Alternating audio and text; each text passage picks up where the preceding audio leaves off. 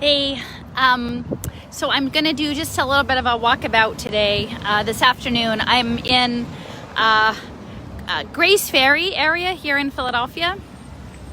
I'm at the intersection of Grays Avenue and 35th Street, and I'm here across from Pennovation, our Pennovation Works, which is the University of Pennsylvania's sort of co-working hub, accelerator, biotech, innovation, military, R&D center. And it used to be a DuPont plant.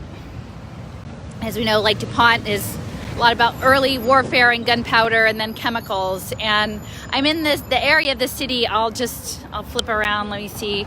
So this is a part of the city. We're kind of tucked up next to the highway here, and it's called Forgotten Bottom. And you can see Pennovation across the way. I can't really zoom in. There you go, Pennovation Works. And Forgotten Bottom, it's this little tucked away area around the highway and a lot of industry. And this area, we're right on the Schuylkill River. We're on a bend in the river. And in the early 18th century, there was a ferry crossing here. And eventually the ferry crossing became a floating pontoon bridge. And the pontoon bridge was operated by a gentleman named George Gray. That was Gray's Ferry, because we're in the Gray's Ferry area. And he had an inn, as you would know, that were several miles south of this main part of the city. And you would travel and you would maybe stop, the night at this inn. And over time, it became really loud. It's a lot of trash stuff around here. They had beautiful pleasure gardens in the late 18th century, mid to late 18th century, and early 19th century. The area around the ferry and the inn was redeveloped as these beautiful gardens.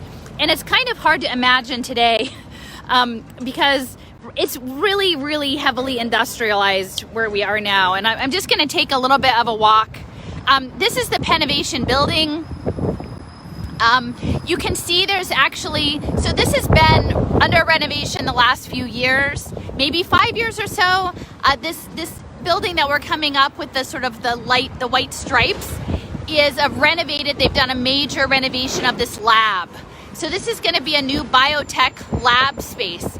And again, it's all corporate campus. It's all sort of locked off. You can't get in there. But the other piece, it's interesting as far as context. You can see there's these little row houses tucked away, Forgotten Bottom. There's really no way in or out here other than the highway. And, I just want to sort of surface what this looks like. So I spoke with a woman who was at an event with me, a pro-an activism sort of thing. And she was telling me that she lived here for a while and that she would talk to the neighbors and they would talk about being kids. And in the summertime that these trucks from DuPont would drive around the neighborhood, like the streets of Forgotten Bottom, and sort of blow these smokestacks and like colorful clouds of chemicals would come out. And this was a center for paint development, paint research, and paint R&D. And it's quite a toxic area. In fact, there's a whole area around the outer belt of this site that couldn't be redeveloped and is now like a public park and a skate park, and I don't know, people fish down there. It's a bike trail, but it couldn't be redeemed. It's sort of just a sacrifice zone. But I want to point out, I need to go a little bit further. Just the context, right? So we go from this 18th century pleasure garden to essentially just a throwaway parcel, a throwaway corner of the city. And, it says a lot just sort of where we are in consumer culture, because here I'll show you. So there's a big FedEx center every morning. The FedEx people come out. But then this whole part of the city is now a waste dump. So this is a recycling center. That's all this trash you can see. And you can hardly even bike on this road. This is the bridge. This is today's Grays Ferry Bridge. They've just renovated it. So that's been a couple years in process, but you can see this is the bike trail. So the bike trail goes down to this former chemical waste area. And then you've got the FedEx, which is, you buy your stuff and FedEx delivers it, and then you've got your trash. And then all of this is is ultimately poisoning us, right? We're all being, poisoned by our consumption and our trash and the chemicals.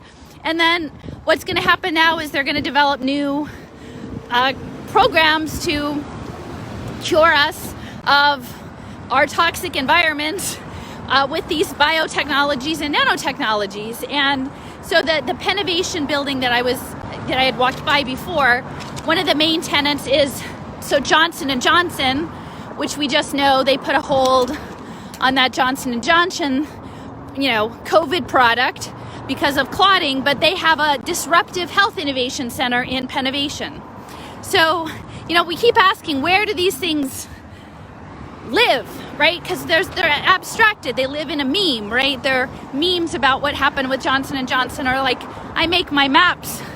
But it lives in a place. And this place is Grace Ferry, at least for today. And it's about devastating nature. This was Lenape land originally, the Lenni Lenape people.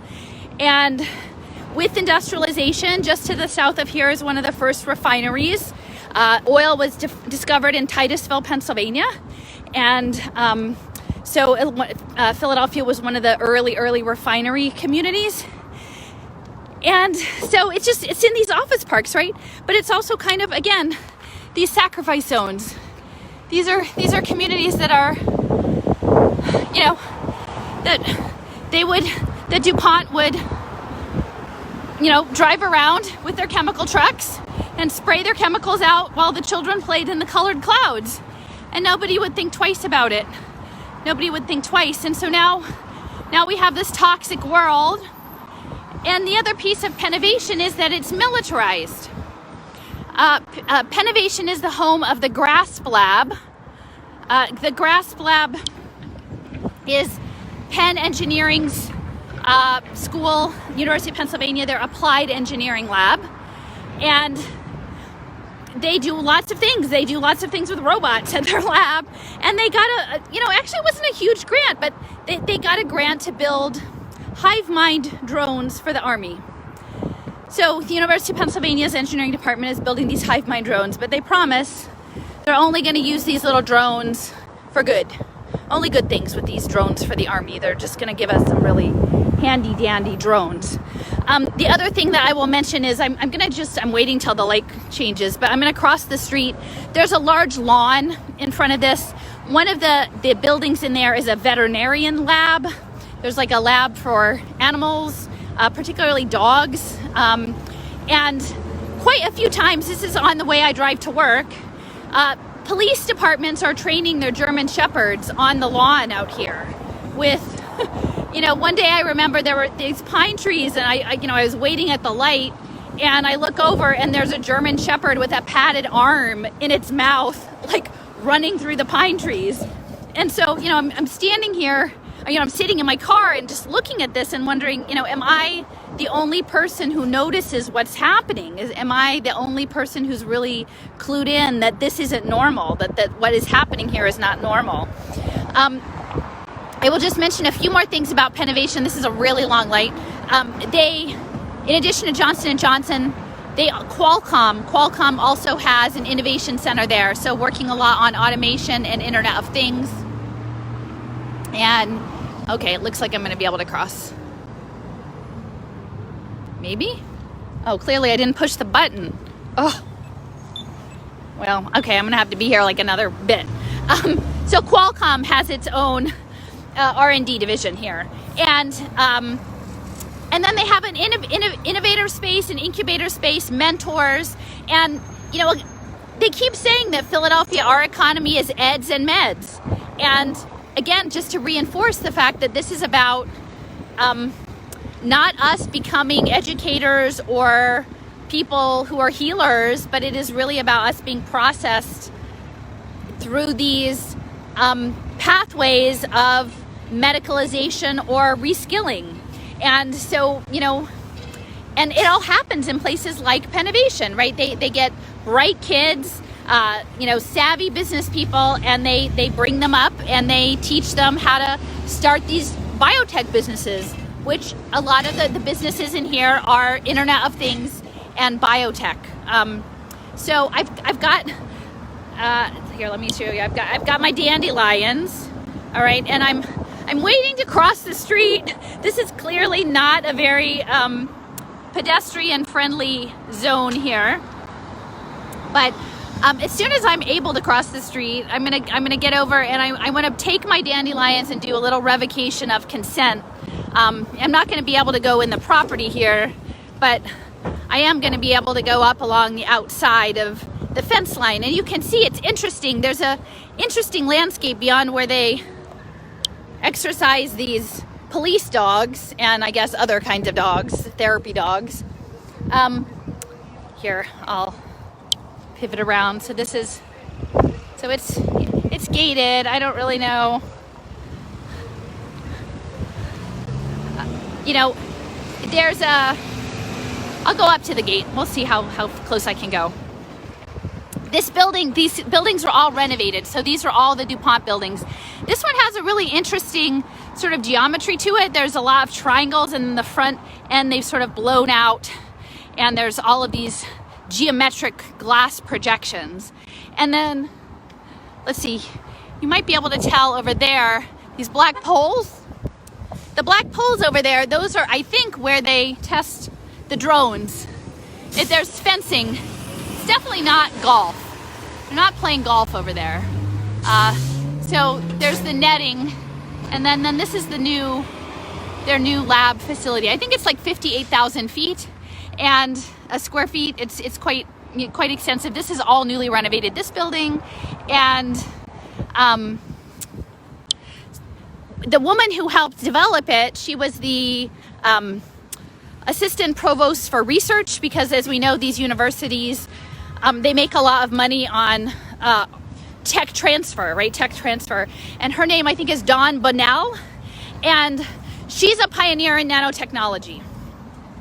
So again, the head of one of the people, in addition to research, right? A lot of what they do is they do real estate development and business development.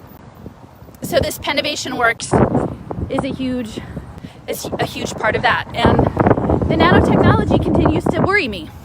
I don't think that any of us are really taking into account, you know, as we don't even really understand what happened with the chemicals of DuPont and the kids and what the repercussions were and the cancers and the toxic environments. And now we've moved on to nanotechnology and the goal of nanotechnology. Well, you know, in large, you know, I can't see it any other way that it's really about using disruptive medical therapies and gene therapies to advance this cybernetic future, a future where natural life is diminished and we become blended with machines. So here, let me just show you. So this is the lawn. I don't know. It's odd. So there's these trees, and so this was all planted, but it's almost ceremonial. Like there's a meadow, but then there's these two lines of trees going over to where the robots are, this is all part of the landscape design, but you know, it doesn't go anywhere. These two lines of trees, they just end. And then this little area here is where it says Pennovation. And again, I keep saying, like, the fourth industrial revolution is not glamorous, right? So they've got Pennovation in these plastic hockey pucks, but you know, this is probably about 5 years old now, and so the Pennovation hockey pucks have turned to this faded pink, you know, like the plastic. Like you have these great, amazing technology dreams, and you announce it out there, you know, Pennovation works, but in the end, it's just kind of crappy pink, faded pink plastic, and that's all you got, you know, and that, and maybe some army drones, hive mind drones. So I'm just gonna say I've got my dandelions here today, and I'll probably eventually do one of these with more people, but you know, I was just coming home and I've been meaning to stop here for years at Pennovation to call them out, that we don't want disruptive technologies. We don't want incubators that prey on vulnerable populations. We don't really want to be cyborgs. We don't really want to spend our money on police dogs, whether they're actual physical German shepherds or robot dogs. we don't want hive mind drones. We don't need any of those things. And so if we're acknowledging the history of this land and the river that we're on, the Schuylkill River, and what has transformed in the last 250 years since the Lenape were here with this, the crossing, the George Grace crossing, the Grace Ferry, and these pleasure gardens, and then the turning of the lower Schuylkill into a sort of a cesspool after they built the dam, and then handing it over to the chemical companies, and having communities be marginalized and cut off, and then flipping this really toxic chemistry into nanotechnology and biotech. So we're just here. I'm here today. I'm going to say I'm not going to consent. I've got a few dandelions, and I'm going to drop them. I did do a little bit of a thank you to the dandelions. Here you go, Pennovation, with your pink plastic crap. You can be disruptive, but we're gonna call you out on it because it's fraudulent. It's not the life that we want. This disruptive life, it's not actual life. So anyway, there we go. We got the dandelion, and I'll just sign off for now. Oh look, here's one. I've got, oh wait a minute, here we go. I've got a little one, a blowy one. So to all the seeds of resistance, I know you guys are out there. I'll post this in a little bit. Thanks for watching along. Bye.